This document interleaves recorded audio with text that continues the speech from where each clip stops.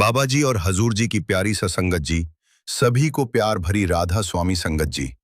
ये दुनिया सिर्फ दिखावे की नहीं है।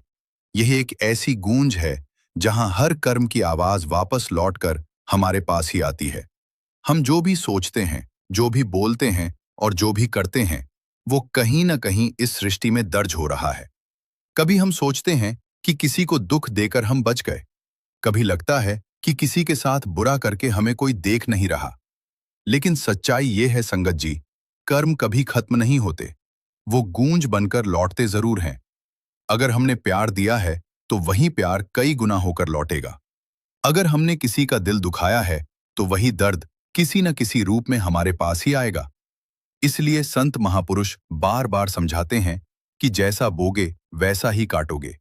ब्रह्मांड का ये शास्त्र नियम है कि हमारे कर्म साए की तरह हमारा पीछा करते हैं। आप किसी भी युग या किसी भी लोक में जन्म ले लें, आपके द्वारा किए गए कार्य समय आने पर आपके द्वार पर दस्तक जरूर देंगे। एक छोटे से गांव में दो बूढ़ी औरतें पास पास रहती थीं। एक बहुत दयालु और सेवा करने वाली थी, जबकि दूसरी स्वार्थी और लालची थी। एक दिन किसी दानी व्यक्ति ने दोनों को एक एक नया गर्म कंबल दिया। उसी रात बहुत तेज बारिश और तूफान आया। स्वार्थी औरत अपने घर में खाना बना रही थी। तभी दरवाजे पर कोई आया। उसने सोचा, अगर मैंने अपना खाना दे दिया तो मैं भूखी रह जाऊंगी।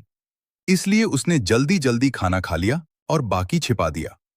दरवाजा खोला तो सामने एक साधु खड़े थे। उन्होंने कहा, माता बहुत ठंड है, क्या थोड़ा खाना मिल सकता है? उस औरत ने झूठ बोल दिया, मेरे पास तो खुद के लिए भी खाना नहीं है।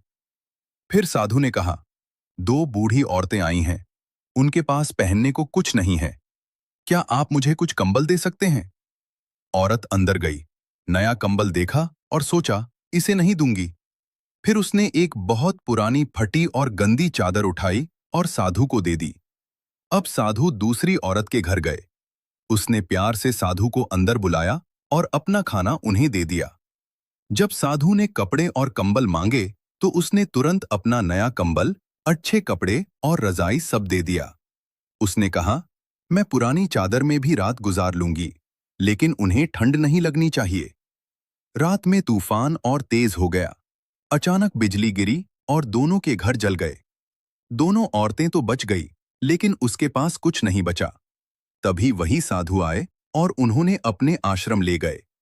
वहां वही सामान रखा था जो उन्होंने दिया था। साधु बोले, जिन दो औरतों की मैंने बात की थी वह तुम दोनों ही हो। आज तुम्हें पास जो है वही है जो तुमने दिया है। दयालु औरतों को उसका दिया हुआ अच्छा कंबल, कपड़े और खाना मिल गया, और स्वार्थी औरतों को भी वही फटी पुरानी चादर मिली। वो अपनी गलती पर रोने लगी। संगत जी, हमें यहाँ से यह सीख मिलती है कि जिंदगी एक आईने की तरह है। हम जो दूसरों को देते हैं वही हम वापस मिलता है।